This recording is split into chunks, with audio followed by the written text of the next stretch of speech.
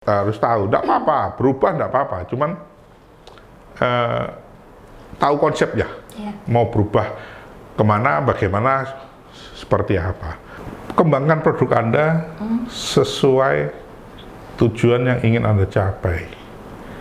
Gunakan tim yang kuat. Hai sahabat Rumah UMKM Radio Mercury, kita bertemu lagi di program talk show Rumah UMKM yang didukung oleh PT Share atau PT Surabaya Industrial Estate Rungkut. Surabaya Industrial Estate Rungkut adalah salah satu perusahaan milik negara yang didirikan pada tanggal 28 Februari tahun 1974 di Surabaya untuk mendukung serta mengembangkan kawasan industri di Indonesia, terutama di Jawa Timur. Share merupakan salah satu kawasan industri terbaik, terbesar, dan berpengalaman selama lebih dari 40 tahun. Nah, jangan salah ya, kalau PT Share ini meskipun berurusan dengan industri, tapi menaruh perhatian yang cukup besar untuk teman-teman pelaku UMKM. Salah satunya seperti yang sahabat UMKM tonton saat ini, yakni sebuah tontonan edukasi untuk mengembangkan usaha sahabat UMKM semuanya. Episode kali ini, di sebelah kanan saya ada Mas Barto Aryadahana, founder sekaligus mentor di kelas pelatihan Barto and Friend. Apa kabar Mas Barto? Alhamdulillah sehat. Alhamdulillah sehat. Kalau nggak sehat nggak bisa duduk di sini ya? Ya begitu deh. Oke, episode kali ini kita akan berbincang tentang pengembangan produk. Ya, Ini salah satu tema di pelatihan Barto and Friend yang cukup menarik. Karena setelah sekian banyak materi yang dipelajari oleh teman-teman pelaku UMKM, materi terakhir adalah pengembangan produk. Dan biasanya itu yang paling sulit, yang paling jarang dilakukan sama teman-teman UMKM. Oh, ada tantangan tersendiri pastinya ya? Betul. Oke, sebelum kita berbincang lebih jauh tentang tantangannya apa aja, pengembangan produk itu sendiri apa sih? Mungkin bisa dijelaskan Mas Barto? Secara mudahnya adalah membuat sebuah produk baru yang berdasarkan dari produk awal dia. Oh, oke. Jadi ada basicnya tetap betul. itu ya. Nah, baik itu inline, satu jalur dengan produknya, maupun tidak satu jalur dengan produknya, masih berbeda sama sekali dari produknya. Oke, seperti itu mungkin ya. Terus proses dari pengembangan produk itu sendiri bagaimana? Ya. Cukup panjang atau sederhana? Sebenarnya kalau dibilang sederhana, tapi memang butuh waktu yang tidak sedikit. Karena teman-teman UMKM itu harus pertama kali harus mengidentifikasikan kebutuhan. Identifikasi kebutuhan itu bisa jadi kebutuhan customernya dia yang dekat, atau identifikasi customer ke depannya dia, pasarnya akan bergerak seperti apa. Dia harus betul-betul identifikasikan. Oke, berarti itu harus ada riset tersendiri. Nah, harus ada riset sebenarnya. Cuman kalau secara simplify itu apa? Mempermudah, ya enggak seperti riset-riset yang terlalu besar dilakukan. Cuman harus berpikir dia mau kemana. Pengembangannya, konsep yang kedua itu pengembangan konsepnya mau seperti apa, terus baru setelah itu bisa berkembang kemudian. Cuman itu saja sebenarnya teknisnya, tapi semua tetap harus diuji. Jadi kalau tadi identifikasi, pengembangan konsep, terusnya pengujian. Ngujinya gimana? Dan pengujian itu gimana? Biasanya teman-teman itu ngujinya ke tetangga atau temannya, dikasih contoh produk. Itu produk yang baru ya? Produk yang baru. Iya, oke. Dan itu bukan salah sih, kurang tepat. Karena mungkin nggak objektif penilaiannya. Bisa jadi. Betul, karena apa ya, kalau orang dekat, tetangga misalnya, atau saudara itu dikasih gitu, petengah, bahasa Indonesia apa ya? Enak kok Bu, enak ya. Wong dikei ya, mosok ngomong nggak enak. Jadi biasanya begitu. Jadi memang harus dipilih siapa yang mau akan dites. Yang paling aman, gampang dites itu adalah customernya loyal dia. Itu paling gampang. Yang kedua, orang yang dia hormati. Orang yang lebih sepuh dari dia, misalnya Pak D-nya, atau mentornya mungkin ya.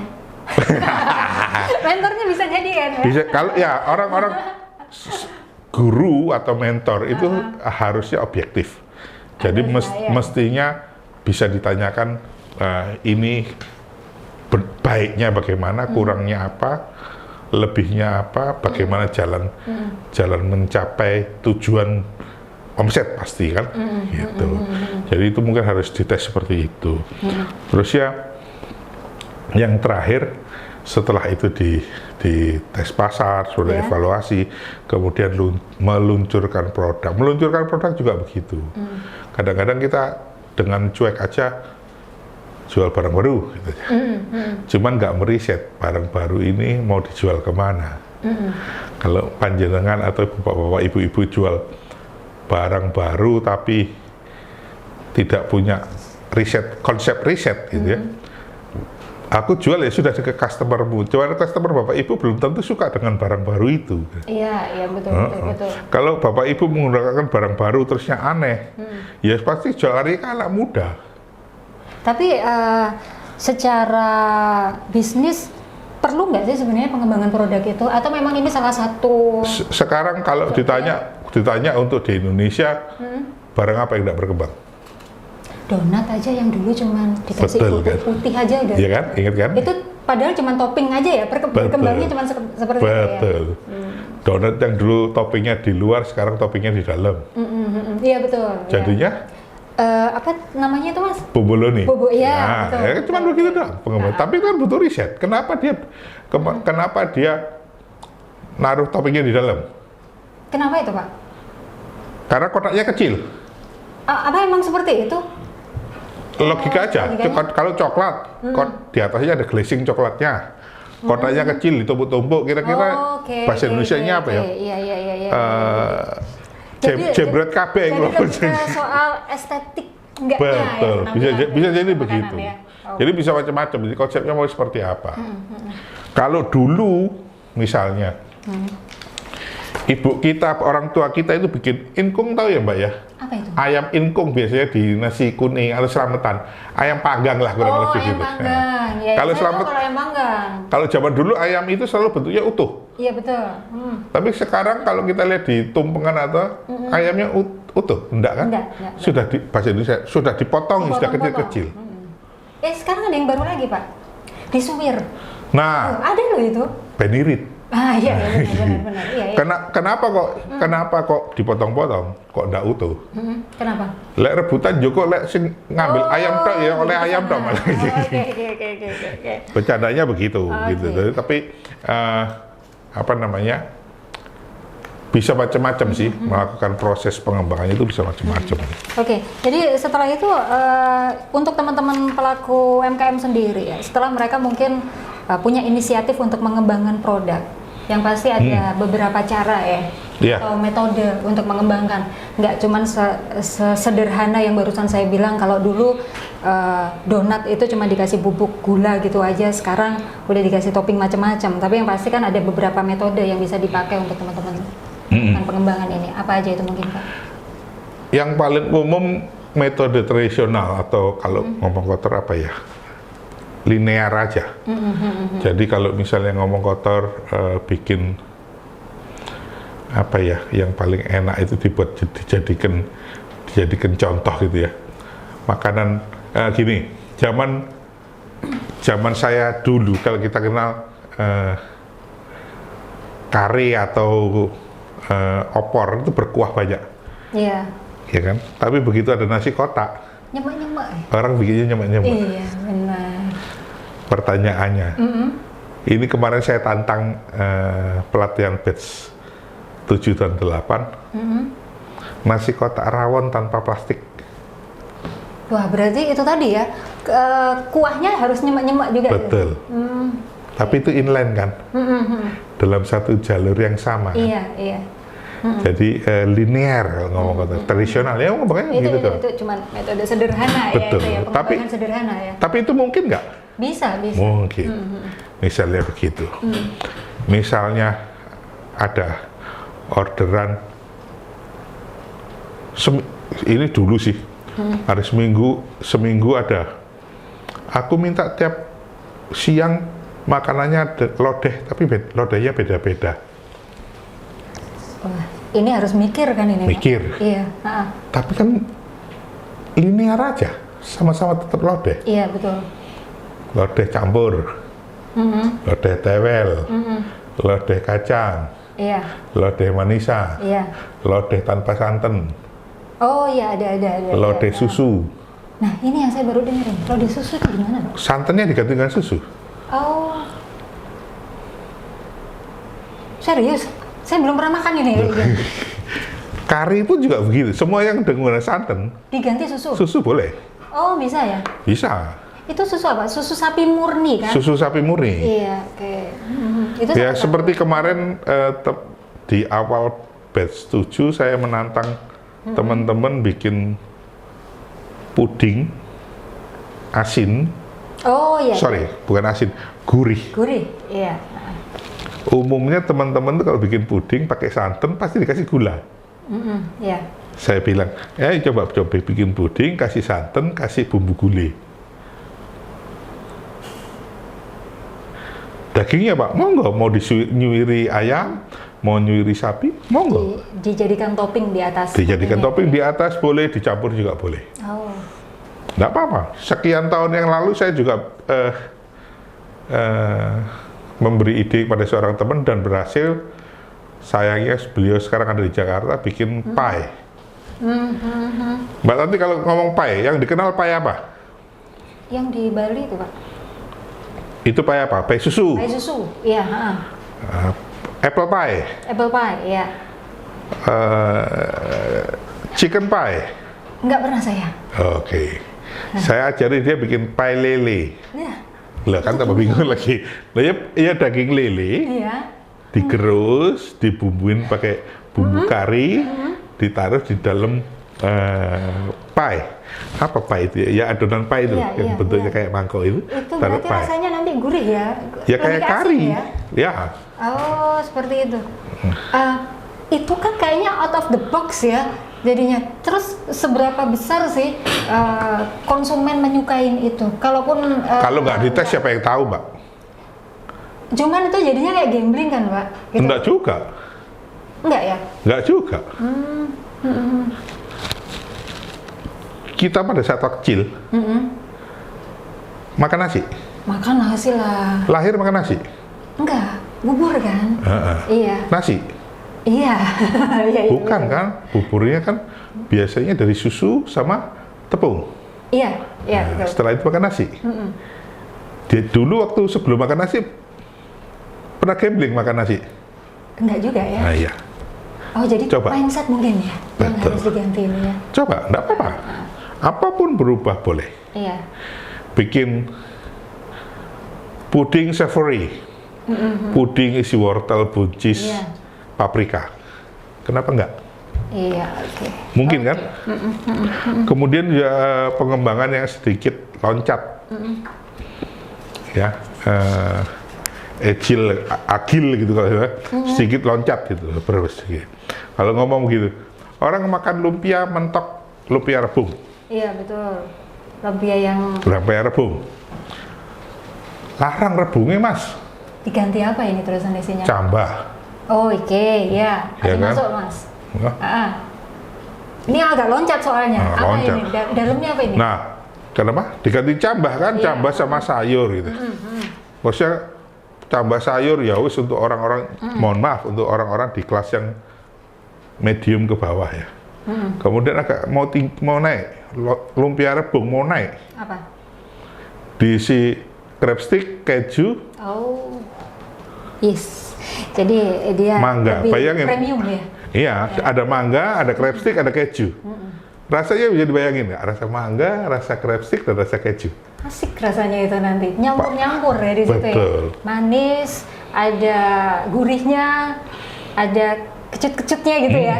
Oke, ini tadi 2 metode ya Pak ya, untuk yang mengembangkan produk. Ya, habis itu kolaborasi ya. yang terakhir sih metode kolaborasi. Metode kolaborasi tinggal masuk mau kolaborasi dengan siapa, gitu kan. Tapi sejauh ini ada tantangan nggak dari buat teman-teman UMKM itu pada waktu Mas Barto menyampaikan ke teman-teman coba untuk pengembangan produk seperti Yang paling sering penolakan. penolakan ya? Karena nggak tahu. Karena apa ya? Bukan nggak tahu. Ketakutan mungkin Mas? Takut itu tadi. Karena dia nggak tahu, kemudian takut untuk mencoba. Sebenarnya repotnya kalau musuh dengan takut musuhnya adalah takut mencoba, ketakutannya sendiri mencoba sesuatu, itu adalah problem yang paling besar. Itu problem yang paling besar yang mungkin nanti Mas Barto bisa menyampaikan ada beberapa strategi ya untuk pengembangan produk ini supaya teman-teman itu minimal berkurang rasa takutnya. Ya, kalau sudah tertabrak dengan psikologis, memang agak sulit, susah ya? betul. Cuman kalau tertabraknya sama ide atau apa, masih bisa dibongkar, masih bisa diajari. Logikanya lari ke mana? Dahulu suatu ketika saya pernah diminta untuk bikin resep menu makan pagi, siang, malam untuk setahun tanpa kembali di tiap bulan, kecuali nasi dan mie ya. Jadi di rolling itu nggak boleh ada yang sama dalam sebulan. Dalam sebulan. Itu ibu-ibu jago sebenarnya, lebih jago dari saya yakin. Karena beliau tiap hari di dapur, tiap hari membongkar sebenarnya gak bosen bagaimana. Sebenarnya ide itulah yang akan melahirkan kreativitas dari ibu-ibu. Itu juga mungkin yang dibutuhkan untuk teman-teman UMKM ya. Jadi tidak hanya semangat, tapi juga ide-ide segar yang harus terus berkembang. Dan jangan takut untuk loncat, iya. Tapi ya jangan jauh-jauh ya, seperti di awal-awal saya selalu omong sama teman-teman UMKM. Loncatnya terlalu jauh nanti jadi suike ya? Nah itu tadi. Apa jargon apa biasanya yang disamain sama Mas Barto di kelas itu? Kalau loncat terlalu jauh? Jadi seperti kodok di dalam kolam. Kalau hanya bermain di air aja, ya taunya kolam. Tapi begitu loncat terlalu jauh, jadinya suike ya? Jadinya suike. Selalu penting kolam. Kalau keluar loncat ya di pinggir-pinggirnya aja. Jangan jauh-jauh. Kalau dia loncat kejauhan, jadi suike nanti. Repot gitu loh. Masalahnya kalau sudah sampai suike, sulit itu balik jadi kodok lagi, sulit. Susah ya? Ya gimana caranya? Soalnya udah tinggal makan kan? Ya itu. Udah jadi suike kan? Nah, saya itu harus tahu. Nggak apa-apa, berubah nggak apa-apa. Cuman tahu konsepnya, mau berubah kemana, bagaimana, seperti apa. Jadi tahu. Kemudian pasarnya juga harus diperhitungkan. Oke, Mas Barto, sekarang kita berbicara tentang bagaimana strategi pemasaran dari produk-produk baru yang sudah berhasil dikembangkan setelah melalui beberapa tahapan tadi. Apa aja ini strateginya? Yang nomor satu dan hampir selalu saya bilang juga sama teman-teman, segmentasi pasar. Oh, kita harus tahu ya. Ya, mau identifikasi. Mau nyemplung di pasar yang mana? Ya, betul. Baik itu dari ngomong ses ekonominya, ses itu ekonominya, baik itu dari budayanya. Dulu saya pernah punya teman adik dari sebuah universitas membawa produk tradisional dari sebuah daerah di timur sana. Saya bilang, Dek, seperti ini menurut saya untuk dimasukkan ke Indonesia, ke Jawa, pasarnya nggak akan ketemu. Ada contohnya Mas, produk apa itu Mas? Dari pisang tapi belum matang, mentah. Kalau saya bilang mentah sih, bukan mengkal tapi mentah, masih keras, masih keletuk-keletuk. Kalau seperti ini nggak laku. Orang Jawa nggak cukup familiar ya? Nggak cukup familiar, bukan karena nggak suka, nggak cukup familiar. Iya. Nggak cukup familiar, seperti kemudian banyak sih produk-produk lain-lain, papeda yang kita bayangkan di sini pastinya sama papeda sama aslinya nggak ketemu. Iya. Kalau kita bawa papeda aslinya ke sini bingung. dimakan pakai sendok nggak bisa, garpu nggak bisa, Soalnya molor gitu ya. pakai sumpit. Jadi kadang wah ini repot gitu ya. Iya, Jadi harus segmentasinya harus jelas betul. Oke. Kalau nggak gitu bukan nggak ketemu, sulit untuk nge-match-kan dengan tempat di mana dia berkembang, Oke. dia tumbuh. Makanya kalau mungkin dibawa ke sana, oke. Atau di lingkungan yang sudah mengenal betul papeda, oke, misalnya gitu. Iya. Tapi kalau dia bawa langsung ke sini tanpa inovasi, tanpa perubahan, tanpa modifikasi, Iya. minta ampun. Iya. Sulitnya cukup menantang. Oke. Itu. Terus yang kemudian pricing. Teman-teman, saya ini ngajarnya adalah costing. Selalu saya ajarkan di pertama kan pertemuan saya selalu mengajarkan tentang costing. Dan mereka langsung shock karena Biasanya begitu. setelah sekian panjang perjalanan mereka baru tahu kalau rugi. Rugi ya. Iya. Costing, karena costing ini apa namanya ya, buat saya poin terbesarnya itu.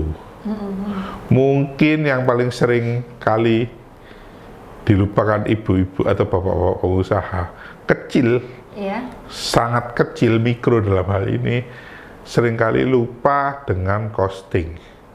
Yang apa yang dilupakan adalah yang dia rasa itu ndak terlalu membebani. Contohnya listrik dia lupakan. Iya, soalnya masih jadi satu sama rumah tangga. Betul. Gitu ya. Terus LPG ya betul. juga dia lupakan. Tenaganya kadang nggak Tenaganya. Saya suka kayak gitu saya. Nah iya kan. Ngakuin nih, Tenaganya itu juga nggak dihitung.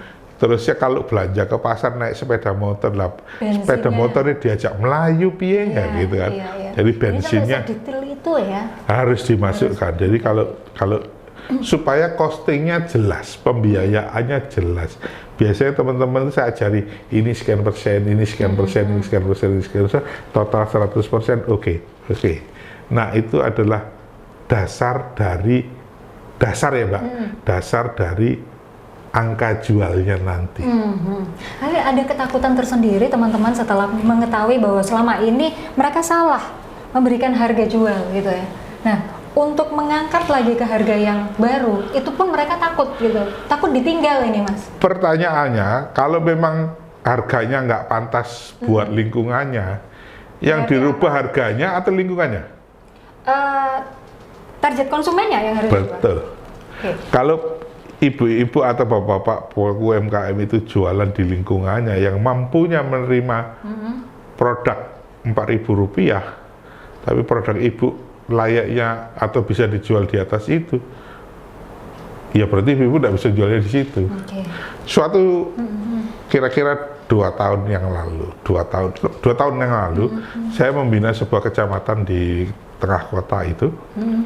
Ada ibu-ibu yang punya produk tidak banyak berbeda dengan yang lain. Risol mayo. Risol mayo itu kan mungkin Umum ya. 100 dari UMKM yang bikin gorengan, 90% bisa bikin risol mayo, Iya, gitu betul. loh. Saya bilang, waktu saya coba, wah ini risol mayo keren nih. Bu jual berapa? 4.000, ibu tak hitung gitu. Kita lihat ya costingnya berapa. Setelah tahu? Setelah semua betul Bu, costingmu, untungmu cuma sekian puluh rupiah, Rp100. Iya Pak, saya jualnya di tetangga deh. Bu coba keluar kemana Bu? Kampung tetanggamu itu size-nya, kemampuan ekonominya lebih tinggi daripada kampungmu. Bukan saya merendahkan kampungnya dia, cuman apa namanya, melihat dari bentuk rumah, terus kebiasaan penjualnya pun juga berbeda. Iya. Nah, keluar ke sana, ibu jual di angka 7.000, pasti laku. Akhirnya gimana Mas? Dijual di angka 8.000 dan laku. Dan laku ya? Cuman berbeda kampung. Ini pengalaman saya ini ya Mas ya. Kalau sudah saya jual ke sana ya, itu pasti saya ditawar gitu loh. Nah, iya. Diskon, saya minta kayak gitu loh Pak. Boleh. Kayak gitu ya? Namanya bahasa Indonesia jenengi tonggorek, masuk kasih kayak murah lah gitu. Iya, saya kan kayak gitu ya. Nah, makanya saya Karena selalu bukan bilang, dewe gitu ya. makanya saya selalu bilang, ya sudah, keluarlah dari kolammu. Harus berani ya. Harus berani. Harus berani ya. Harus berani. Kalau perlu ya sudah, bikin sesuatu yang berbeda dengan kolam tetangga itu tadi. Okay. Tapi keahlianmu tetap di situ. Keahlianmu tetap di situ, tapi kamu bikin sesuatu yang berbeda. Nggak apa-apa. Gitu. Jadi, silahkan. Bermain keluar. Nggak usah jauh-jauh. Keluar di kecamatan sebelah, kecamatan seberang sana, seberang sini. Tadinya di SD A, sekarang pindah ke SDS. Oke, ya. Bisa jadi begitu. Nah, setelah itu promosi, Mbak, yang ketiga. Harus ya. Promosi itu kan bermacam-macam, Mbak. Tentu sendiri tahu promosi itu seperti apa. Bisa jadi menurunkan harga, diskon dalam hari ini. Bisa jadi buy one get one, bukan buy one get one ya, buy 10 get one. Beli 2 gratis 5 gitu. Atau misalnya, lo enggak apa-apa. Beli nasi 1 kotak, saya kasih gratis sendok plastik 5 biji. Enggak apa-apa. Ada yang ini minum biasanya ya, Mas. Betul, ya? itu paling umum. Ya, itu paling umum ya. Terus ya itu, terus ya kemudian ya macam-macam sih. Nasi dengan minum, kemudian beli itu tadi costing itu dapat kerupuk, berapa sih kosnya kerupuk misalnya, bisa macam-macam. Tapi kebanyakan kalau yang kita lihat di luar itu bundling ya. Jadi itu tadi ya. Biasanya kan ada beli serba ini 11.000 gitu ya. Dan terus juga kalau misalnya ngasih diskon jangan single. Kalau saya, misalnya kalau beli 10 diskonnya 4%. Oh gitu. 15 5%, 20 6%, sampai maksimalnya 7-8%, itu berarti itu maksimal ya? Tergantung hitungan dia sih. Kalau saya sih bilang 7-8% kalau dengan hitungan basic saya. Dengan pengali 3 yang kapan hari saya ceritakan tentang harga jual pengali harga pokok. Itu pengali 3 itu sudah umum menurut saya. Oke, sekali lagi kalau untuk pengembangan produk, ini kadang saya suka ganjel, bener. Jadi kalau tadi dibilang kita memang harus merubah mindset, butuh keberanian. Ya, butuh keberanian ya. Terus ini ada tantangan-tantangan apa aja sih yang biasanya dihadapi sama pelaku UMKM kalau mereka mau mengembangkan sebuah produk gitu? Selain itu tadi. Paling gampang ya perubahan tren, Mbak. Paling sering itu. Itu ya. Nggak tren. Yang dulu tren umurnya cuman 6 bulan. Tahu saya. Dulu pernah rame-rame kayak yang kita nggak boleh nyebutin produk ya. Yang minuman dari luar negeri tetangga itu ya. Yang esro dikasih itu warna itu. Iya, warna itu ya. Semua pakai itu. Itu kan tren ya pada tren aja. Iya. Cuman harus diingat pada saat itu tren. Penjual es teh pun ngeluh dah sih. Maksudnya semua orang beli itu. Padahal ya kono iku gitu loh. Tapi itu perubahan tren yang nggak bisa kita tolak karena itu masuknya cepat. Tapi kan sifatnya itu sementara, Pak, seperti itu. Betul. Cuman ada juga yang sifatnya nggak sementara. Contohnya apa itu? Kenapa? Contohnya apa yang sifatnya tidak sementara itu? Jadi memang perubahan itu harusnya ya kita perubahan yang tidak sementara itu ya dulu kita cuma mengenal ayam penyet. Oh, sekarang digeprek. Sekarang geprek. Diapain gitu ya? Tapi geprek sudah berapa tahun di Surabaya? Sampai sekarang masih. Sekarang masih. Okay. Jadi perubahan yang memang berjalan, biarkan dia berjalan. Perubahan yang tidak bergerak, geprek itu tadi ya disebut. Ya bagaimana cara bikin dia geprek. Misalnya ayam geprek. Saya sampai sekarang belum pernah ketemu lele geprek. Nah, geprek itu harus hancur ya. Geprek. Kalau penyet kan cuma nyet gitu, sewungkul. Kalau geprek harus lele geprek. Belum pernah kan ada kan. Gurami geprek, mujair geprek, belum ada. Sih digeprek mesti ayam ya. Apa salahnya ayamnya digeprek? Belum makan ya, sakno ayam ya. Ben ketemu gitu. Selain perubahan tren, Persaingan yang karena begini, Mbak, persaingan itu sebenarnya bukan karena bukan bertambah atau enggak. Orang melihat kita berhasil, tetangga yang jual barang lain tiba-tiba berubah masuk ke barang kita. Jadi persaingan seperti itu banyak. Jadi sampai ke suatu daerah di mana saya lihat sak kampung tuturan ayam geprek kabeh bingung. Iki sendi. Sekarang yang lagi tren kan jualan es teh. Ya, macam-macam itu brandnya ya. Es tehnya ada 1000 brand, regane mek 2000. Es teh 2000 jo. Mikir sebenarnya kalau es teh memang kosnya rendah. Cuman ya mikir juga kabeh itu sing enak sing dia bingung. Akhirnya milih satu. Sampai kita belum tahu. Es teh itu enggak boleh dibilang barang yang enggak mungkin tidak laku, hampir selalu laku. Ya. Cuman sampai berapa lama 1000 ini mampu bertahan, karena volumenya pasti dibagi 1000, maksudnya dibagi orang banyak. Orang banyak, Kalau misalnya tinggal 500 pasti akan jadi lebih banyak, tinggal 100 pasti akan jadi lebih banyak lagi, gitu. Tantangan yang lain, Mas Barto, selain perubahan tren, tadi ada persaingan di dunia bisnis. Teknologi berpengaruh. Perkembangan teknologi ya. Dulu zaman saya kecil bikin pentol itu cuma tangan diulet begini. Sekarang mesin. Jadi volume yang dihasilkan jadi lebih besar. Ya. Waktu lebih pendek. Pakai mesin, tenaga tidak pakai, pasti lebih murah. Iya, betul. Nah, itu juga tantangan yang biasanya dihadapi yang dihadapi. Oke.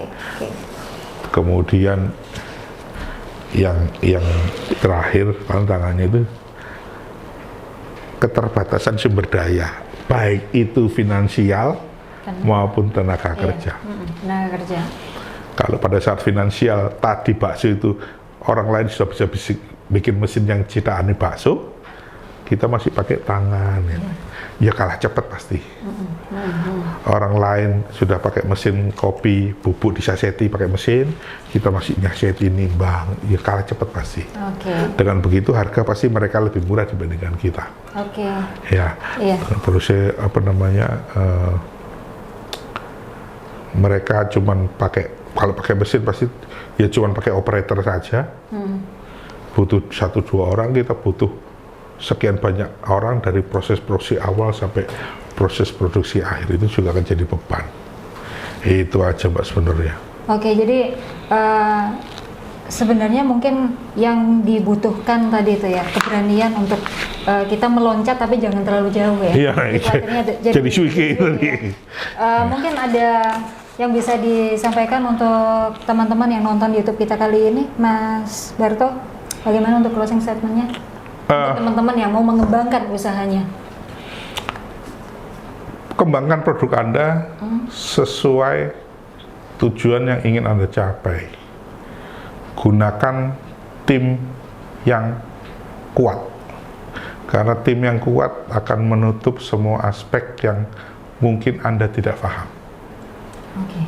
Itu aja ya. Terima kasih banyak Mas Barto untuk sharing ilmunya hari ini. Sama-sama. Mudah-mudahan bermanfaat untuk teman-teman yang khususnya pelaku UMKM yang sedang menonton channel ini. Baik, terima kasih sekali lagi. Saya Tanti pamit. Sampai jumpa.